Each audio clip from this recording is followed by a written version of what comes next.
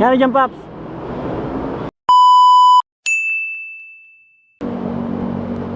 Kinain yung ano mo, puli mo? Ha? May pamalit ka na? Ha? May pamalit ka na? Ano sira? Ito lang, yung puli. Ito yung sira niya. Okay. Ay, oo, sira na nga. Ano ba to? Mio? Wala akong gamit dito. Pero nakapagkano ka na? May responding ka na? Wala pa. Wala pa? Ano? Booking ko? Ay, booking mo? Ticket ko? Oo. Gustong kailangan mo eh. Sira eh, oh. Pinayod pala siya eh. Wala akong stock ng ganito eh. Hindi na ba niya kinakaya? Makauwi, hindi na ba kinakaya? Makauwi ka lang? Hindi, nakadalawang higpit na ako eh. Ha? Nakadalawang higpit na ako. Ayaw talaga lumuluwag talaga? Umabalik? Yun lang ako. Nakain lang eh. Kasi yun na siya oh. Sira na talaga eh. Sayang oh. Hindi ko... Bili ko nga rin niya, bago lang yun. Oh, ba't ganun? Wala. Ay! Putik, sira rin. Palitin na rin. Naku, laki yung gastos malala, Paps. Wala, kahit bumili ka nito, ito sira din. Wala na. Papalitan mo na rin yun eh. Oh, Kinain niya eh. kinain eh, sira eh. Hindi nakakapit yan pag ganyan. Yun lang, nadamay lahat. Ba't ganun? Ba't paano na? Ano, eh, okay naman yung bola mo. Ito sa ano? Buwag siguro dito. Ah, baka lumuwag dyan, hindi na ano, oo.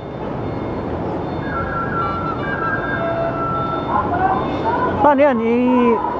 Bibili ka ba? Mahal pa mo itong ganito, nasa 700 bukas ito, set to eh, no? Okay, yun lang. Ah, pwede rin bang ganito? Ah, kahit second hand, pwede siguro, no? Kung makakabili ka ng mura, kahit second hand. Kaso ang problema, ito naman.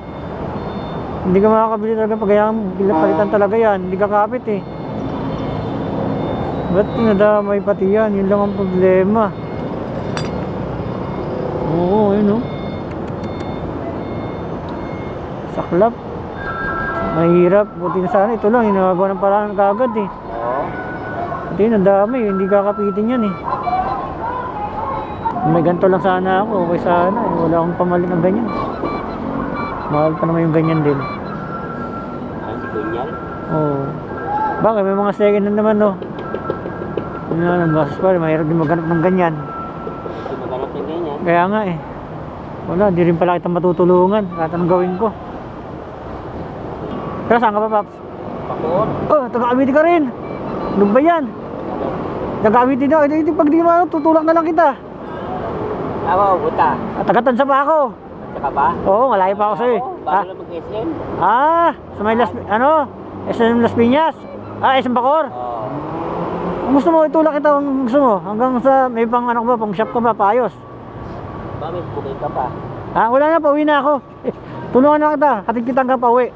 Kung saan pwede kong kapagawa ba? Ha? Papaayos ka ba ng motor mo? Kaso? Uwi ko muna to eh. Ha? Uwi ko muna. Uwi ka muna, kaso ang layo na tutulakan natin pag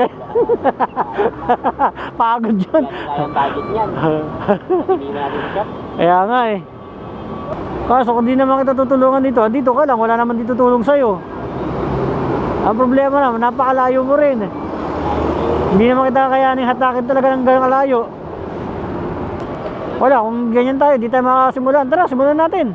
Sumugluhan natin, tulungan kita, lalayan kita. Tara, kapit mo na, sige. Tulak kita, tagtadyakan natin. Pagtsagaan natin, makauwi ka lang. Mapagod ka. Okay lang yan. Sige, alali lang tayo, sige. Wala booking? Wala nang booking, pauwi na kasi ako eh. Uwi na? Ikaw, kung gusto mo, tulungan kita, tulak-tulak lang kita. Kasi malayo pa yung lugar mo eh, Bacoor ka pa pala eh. Kasi wala ka rin naman paayos, di ba? Ha? Wala ka rin pang paayos. Wala tayong party yun. Oh. Eh paano yun? Kung hindi kita tutulungan, hayaan lang kita dito, dito ka lang. O, ditulungan na lang kita. Eh tayo rin naman magtutulungan mga rider eh. Pick up ko lang. Oh, sige. Ayan. Hanggang Bacoor yan, tulak.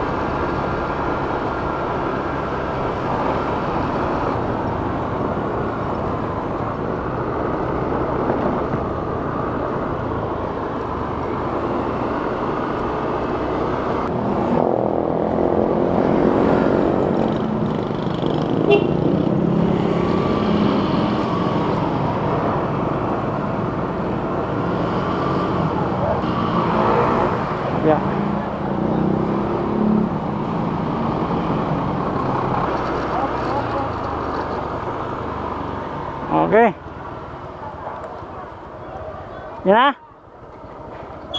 Okay ka na dito? Ano? Okay na? Yan ako. Sige. Ay, sige. Kala ko nga ano eh. Nalobat ka rin ako eh.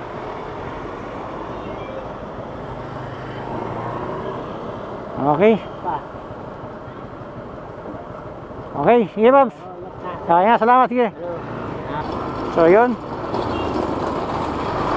Pasay to Bacoor, tinulak lang natin kasi ang problema kasi wala siyang pera, wala rin akong pera pampalit ng piyesa niya kasi nga yung pulley niya ay ayun, nagkaroon na ng